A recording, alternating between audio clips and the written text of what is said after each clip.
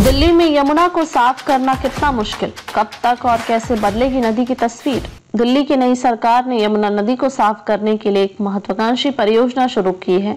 इस परियोजना का लक्ष्य 3 साल में यमुना को साफ करना है। विशेषज्ञों का मानना है कि अगर सही दिशा में प्रयास किया जाए तो यह लक्ष्य हासिल किया जा सकता है। आइए जानते हैं कि यमुना कब तक और कैसे साफ हो सकती है। दिल्ली विधानसभा चुनाव में यमुना के प्रदूषण पर खूब चर्चा हुई। राजधानी में 27 साल बाद भाजपा सरकार बनने पर इस दिशा में काम भी शुरू किया गया। मशीनों के जरिए नदी से कूड़ा कचरा निकाला जाने लगा।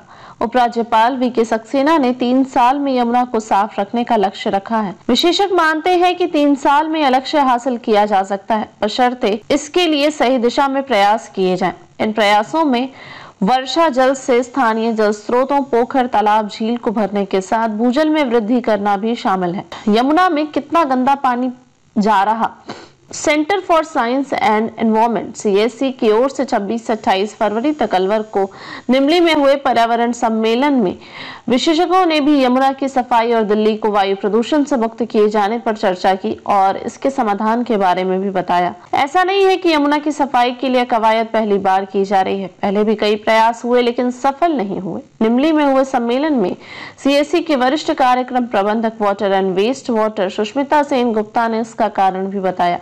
कहा, यमुना इस वजह से साफ नहीं हो पा रहा है क्योंकि उसमें कितना गंदा पानी जा रहा है इसका कोई प्रामाणिक आंकड़ा ही नहीं है। कब तक साफ हो सकती है यमुना?